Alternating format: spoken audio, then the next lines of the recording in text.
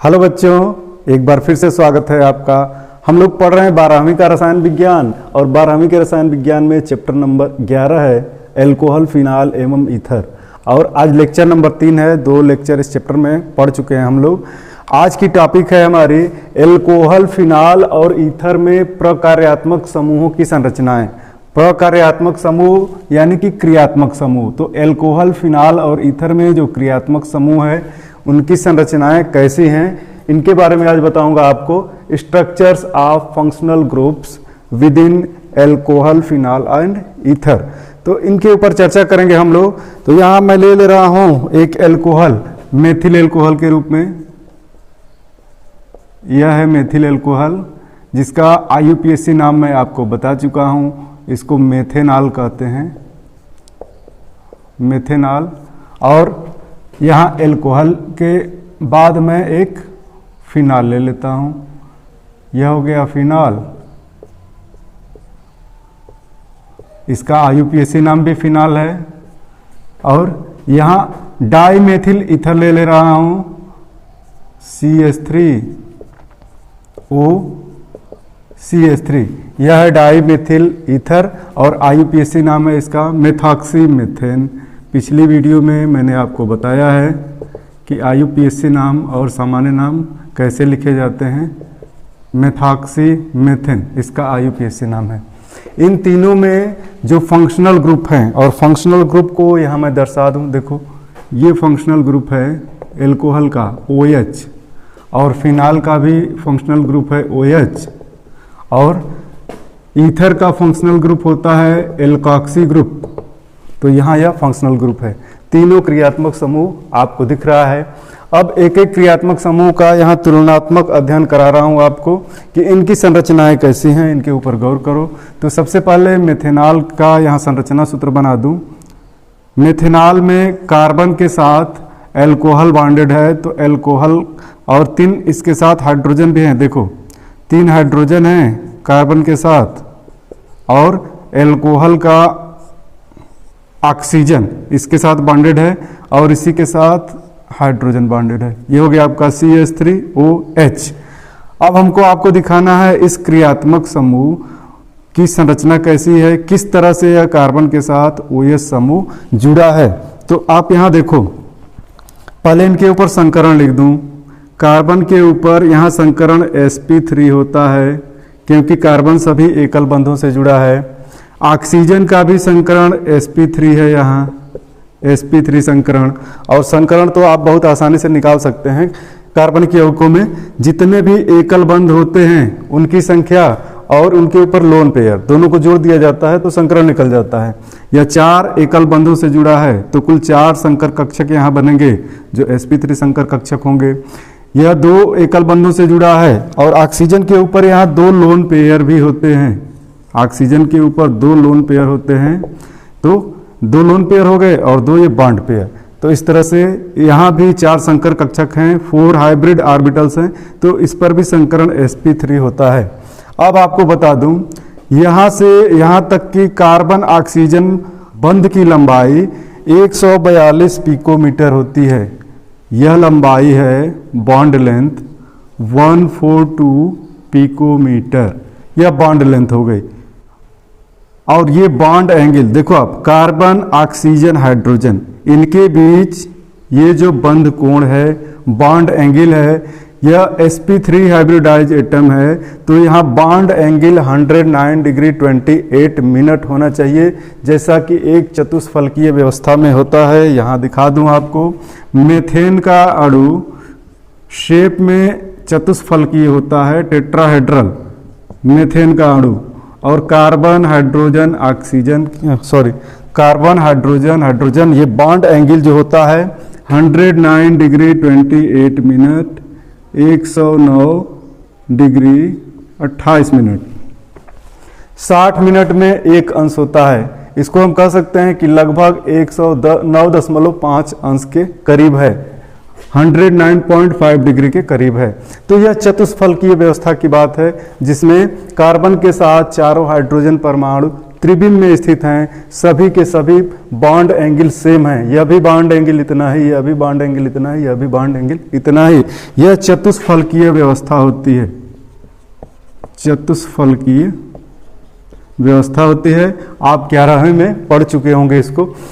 अब यहां बता दूं आपको, यह जो बॉन्ड एंगल है, इस बॉन्ड एंगल की अपेक्षा कुछ कम प्राप्त होती है। इसका कारण यह बता दे रहा हूं, यहां बॉन्ड एंगल 108.9 108.9 अंश होता है बंद कोण। अब आप इससे तुलना करो, 109.5 से तुलना करो। यह बंद कोण कुछ कम है चतुष्फलकीय व्यवस्था से, होना चाहिए उतना, लेकिन कुछ कम है। ऐसा क्यों है?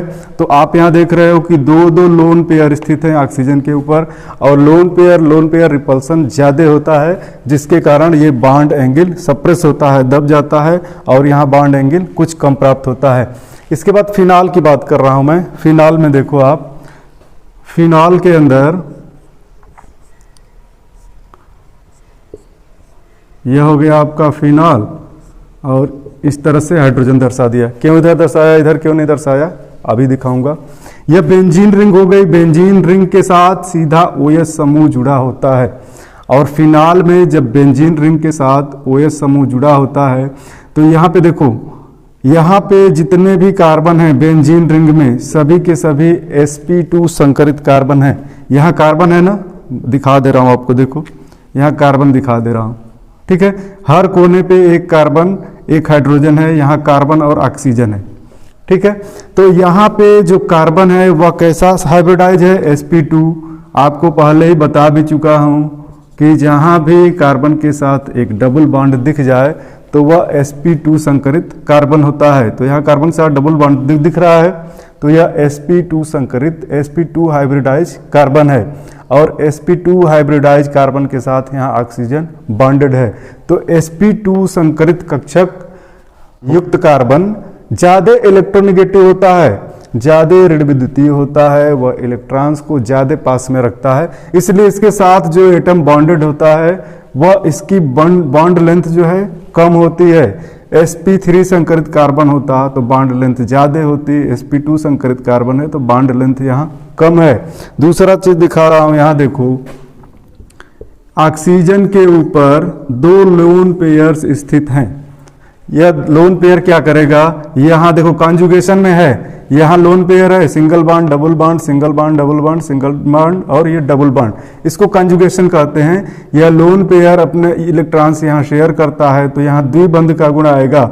ये जो बॉन्ड पेयर्स हैं, पाई इलेक्ट्रॉन्स यहाँ आ जाएंगे, तो यहाँ नेगेटिव चार्ज आ जाएगा। इस तरह से दूसरी बार नेगेटिव चार्ज यहाँ, तीसरी बार यहाँ, तो इसी को हम कॉन्जुगेशन कहते हैं। तो कॉन्जुगेशन में यहाँ पे कार्बन ऑक्सीजन के मध्य आंशिक द्विबंध बनता है, जिसके कारण यह बंध लंबाई और घट जाती है। तो यहाँ बंध लंबाई देखो आप 142 पिकोमीटर मिल रही है, और यहाँ की बंध लंबाई हो जाती है, यह बंध लंबाई 136 पिकोमीटर। अब बंध दूरी की बात करेंगे। कार्बन, ऑक्सीजन और हाइड्रोजन के बीच बॉन्ड एंगल की बात करेंगे, बंध कोण कितना है। तो कार्बन, हाइड्रोजन और oxygen, carbon, oxygen, hydrogen bond angle यहाँ 109 डिग्री होता है। देखो यह बॉन्ड एंगल 109 डिग्री होता है, 109 अंश। तो यह भी तो चतुष्फलकीय व्यवस्था से कम है, 0.5 डिग्री कम है चतुष्फलकीय व्यवस्था से। ऐसा क्यों है? क्योंकि यहाँ भी लोन पेयर है। आपको जल का स्ट्रक्चर याद होगा, अगर H2O का स्ट्रक्चर हम बनाते हैं तो ऑक्सीजन के साथ 2 हाइड्रोजन बॉन्डेड हैं, और यह sp3 संकरित है क्योंकि इसके ऊपर लोन पेयर्स 2 स्थित हैं ऑक्सीजन के ऊपर। ऑक्सीजन के संयोजी कक्षा अर्थात सबसे बाहरी कक्षा में कुल 6 इलेक्ट्रॉन हैं, एक एक इलेक्ट्रॉन ने यहाँ शेयरिंग की है, 4 इलेक्ट्रॉन बचे हैं, तो 2 लोन पेयर यहाँ बचे हैं। तो लोन पेयर रिपल्सन ज़्यादा होता है, तो यहाँ पे H2O के मध्य बॉन्ड एंगल 104 डिग्री के करीब प्राप्त होती है, अर्थात लोन पेयर वाले ऑर्बिटल्स ने इनको रिपेल किया और यह बॉन्ड एंगल यहाँ घट गया। तो यहाँ भी लोन पेयर रिपेल करते हैं, बॉन्ड एंगल कम होता है। अगर यहाँ हाइड्रोजन होता तो बॉन्ड एंगल तो यही प्राप्त होती। अगर यहाँ हाइड्रोजन होता तो बॉन्ड एंगल वही प्राप्त होती, लेकिन यहाँ पे हाइड्रोजन नहीं, यहाँ पे एक बड़ा अणु लगा हुआ है, एक बड़ा ग्रुप लगा हुआ है, यहाँ पर भी बड़ा ग्रुप दिख रहा है, तो बड़े ग्रुप में भी रिपल्सन होगा, जिसके कारण बॉन्ड एंगल उतना कम नहीं होती है जितनी H2O में कम होती है।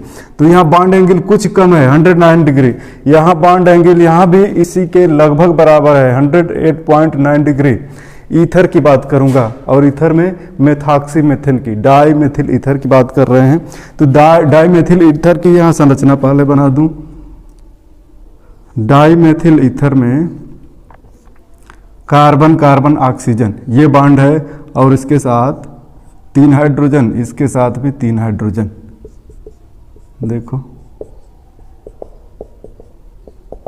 क्रियात्मक समूह तो यही है, ये क्रियात्मक समूह हो गया।